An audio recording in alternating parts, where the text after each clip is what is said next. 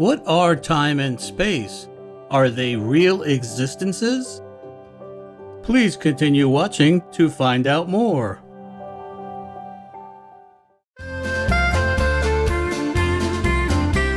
Dobry den, that means have a good day in Slovak. I am Samuel.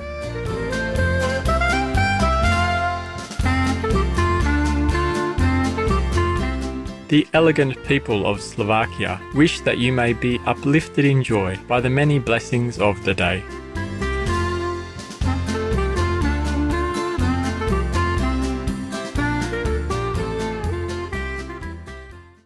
Immanuel Kant was one of the most influential German philosophers in modern Western philosophy. His most famous work was in the area of ethics and metaphysics. Kant was born in 1724 into a household that emphasized religious devotion and a literal interpretation of the Bible. From an early age, Kant showed a great aptitude for learning. Although his family wanted him to focus on Latin and religious studies, Kant turned to what he considered the more rational disciplines of philosophy and science. He enrolled at the University of Königsberg in East Prussia, where he studied and eventually taught for his entire career. Kant's work in the area of morality was considered completely new at the time. He stated, first of all, that all humans are worthy of dignity and respect. His philosophy also said that motivation, not outcome, is the most important determinant of goodness. Thus, if one's actions are motivated by good, that person's morality is good, even if the situation does not turn out as expected. To Kant, moral actions and duty are nearly identical. Thus, a person has moral worth if they fulfill a duty regardless of perceived personal gain. In his doctrine of transcendental idealism, Kant argued that space and time are mere forms of intuition, which structure all experience, and therefore that while things in themselves exist and contribute to experience, they are nonetheless distinct from the objects of experience. From this it follows that the objects of experience are mere appearances, and that the nature of things as they are in themselves is consequently unknowable to us. We are now going to present a selection from one of the greatest works in the history of philosophy, Critique of Pure Reason. Transcendental Doctrine of Elements. First part, Transcendental Aesthetic. Section 1 of Space, Metaphysical Exposition of this Conception. By means of the external sense, a property of the mind, we represent to ourselves objects as without us, and these all in space. Herein alone are their shape, dimensions, and relations to each other determined or determinable. The internal sense, by means of which the mind contemplates itself or its internal state, gives indeed no intuition of the soul as an object. Yet there is, nevertheless, a determinate form, under which alone the contemplation of our internal state is possible, so that all which relates to the inward determinations of the mind is represented in relations of time. Of time we cannot have any external intuition, any more than we can have an internal intuition of space. What then are time and space? Are they real existences? Or are they merely relations or determinations of things, such, however, as would equally belong to these things in themselves, though they should never become objects of intuition? Or are they such as belong only to the form of intuition, and consequently to the subjective constitution of the mind, without which these predicates of time and space could not be attached to any object? In order to become informed on these points, we shall first give an exposition of the conception of space. By exposition, I mean the clear, though not detailed, representation of that which belongs to a conception, and an exposition is metaphysical when it contains that which represents the conception as given a priori, in principle.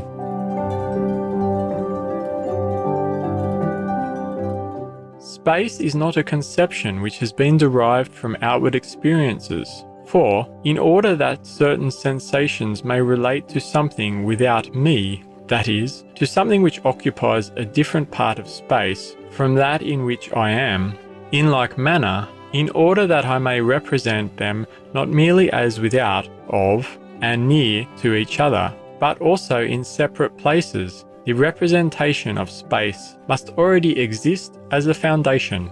Consequently, the representation of space cannot be borrowed from the relations of external phenomena through experience. But, on the contrary, this external experience is itself only possible through the said antecedent representation. Space, then, is a necessary representation a priori, which serves for the foundation of all external intuitions. We never can imagine or make a representation to ourselves of the non-existence of space, though we may easily enough think that no objects are found in it. It must, therefore, be considered as the condition of the possibility of phenomena, and by no means as a determination dependent on them, and is a representation a priori, which necessarily supplies the basis for external phenomena. Space is no discursive, or, as we say, general conception of the relations of things, but a pure intuition. For, in the first place, we can only represent to ourselves one space, and, when we talk of diverse spaces, we mean only parts of one and the same space. Moreover, these parts cannot antecede this one all-embracing space, as the component parts from which the aggregate can be made up, but can be cogitated only as existing in it. Space is essentially one, and multiplicity in it. Consequently, the general notion of spaces, of this or that space, depends solely upon limitations. Hence it follows that an a priori intuition, which is not empirical, lies at the root of all our conceptions of space. Thus, moreover, the principles of geometry, for example, that in a triangle, two sides together are greater than the third, are never deduced from general conceptions of line and triangle, but from intuition, and this a priori with apodeictic or absolute certainty. Space is represented as an infinite given quantity. Now, every conception must indeed be considered as a representation which is contained in an infinite multitude of different possible representations, which, therefore, comprises these under itself, but no conception as such can be so conceived as if it contained within itself an infinite multitude of representations. Nevertheless, space is so conceived of, for all parts of space are equally capable of being produced to infinity. Consequently, the original representation of space is an intuition a priori and not a conception. Section 1 of Space. Transcendental exposition of the conception of space. By a transcendental exposition, I mean the explanation of a conception as a principle, whence can be discerned the possibility of other synthetical a priori cognitions. For this purpose, it is requisite, firstly, that such cognitions do really flow from the given conception, and, secondly, that the said cognitions are only possible under the presupposition of a given mode of explaining this conception. Geometry is a science which determines the properties of space synthetically, and yet a priori. What, then, must be our representation of space, in order that such a cognition of it may be possible? It must be originally intuition, for from a mere conception, no propositions can be deduced which go out beyond the conception, and yet this happens in geometry. But this intuition must be found in the mind a priori, that is, before any perception of objects, consequently must be pure, not empirical intuition. For geometrical principles are always apodeictic, that is, united with the consciousness of their necessity, as space has only 3 dimensions, but propositions of this kind cannot be empirical judgments, nor conclusions from them. Now, how can an external intuition anterior to objects themselves, and in which our conception of objects can be determined a priori, exist in the human mind? Obviously not otherwise than insofar as it has its seat in the subject only, as the formal capacity of the subjects being affected by objects, and thereby of obtaining immediate representation, that is, intuition, consequently, only as the form of the external sense in general. Thus, it is only by means of our explanation that the possibility of geometry as a synthetical science a priori becomes comprehensible. Every mode of explanation which does not show us this possibility, although in appearance it may be similar to ours, can with the utmost certainty be distinguished from it by these marks. We are now going to present a selection from one of the greatest works in the history of philosophy, Critique of Pure Reason. Transcendental Doctrine of Elements. First part, Transcendental Aesthetic. Section 1 of Space. Conclusions from the foregoing conceptions. Space does not represent any property of objects as things in themselves, nor does it represent them in their relations to each other. In other words, space does not represent to us any determination of objects such as attaches to the objects themselves, and would remain even though all subjective conditions of the intuition were abstracted. For neither absolute nor relative determinations of objects can be intuited prior to the existence of the things to which they belong, and therefore not a priori, in principle. Space is nothing else than the form of all phenomena of the external sense, that is, the subjective condition of the sensibility, under which alone external intuition is possible. Now, because the receptivity or capacity of the subject to be affected by objects necessarily antecedes all intuitions of these objects, it is easily understood how the form of all phenomena can be given in the mind previous to all actual perceptions, therefore a priori, and how it, as a pure intuition in which all objects must be determined, can contain principles of the relations of these objects prior to all experience. It is therefore from the human point of view only that we can speak of space, extended objects, etc.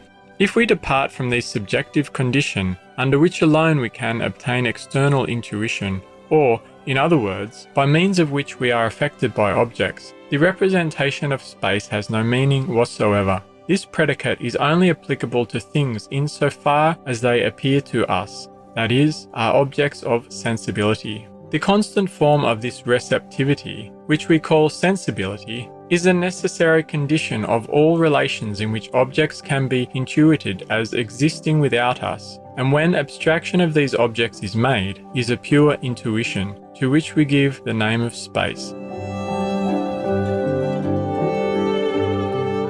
It is clear that we cannot make these special conditions of sensibility into conditions of the possibility of things, but only of the possibility of their existence as far as they are phenomena. And so we may correctly say that space contains all which can appear to us externally, but not all things considered as things in themselves, be they intuited or not, or by whatsoever subject one will.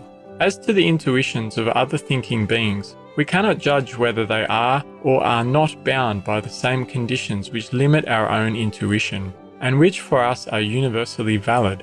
If we join the limitation of a judgment to the conception of the subject, then the judgment will possess unconditioned validity. For example, the proposition, all objects are beside each other in space, is valid only under the limitation that these things are taken as objects of our sensuous intuition. But if I join the condition to the conception and say all things as external phenomena are beside each other in space, then the rule is valid universally and without any limitation.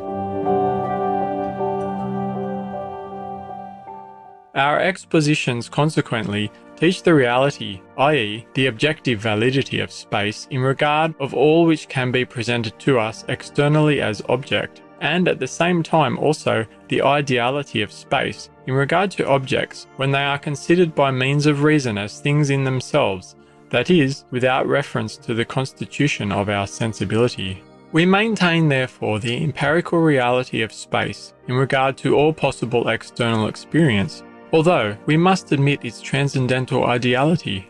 In other words, that it is nothing, so soon as we withdraw the condition upon which the possibility of all experience depends and look upon space as something that belongs to things in themselves. But with the exception of space, there is no representation, subjective and referring to something external to us, which could be called objective a priori, for there are no other subjective representations from which we can deduce synthetical propositions a priori, as we can from the intuition of space. Therefore, to speak accurately, no ideality whatever belongs to these, although they agree in this respect with the representation of space, that they belong merely to the subjective nature of the mode of sensuous perception. Such a mode, for example, as that of sight, of hearing, and of feeling, by means of the sensations of colour, sound, and heat, but which, because they are only sensations and not intuitions, do not of themselves give us the cognition of any object, least of all an a priori cognition.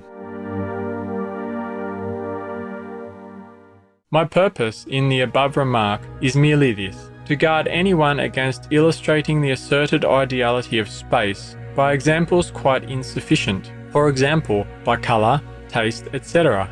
For these must be contemplated not as properties of things, but only as changes in the subject, changes which may be different in different men. For, in such a case, that which is originally a mere phenomenon, a rose, for example, is taken by the empirical understanding for a thing in itself, though to every different eye, in respect of its colour, it may appear different.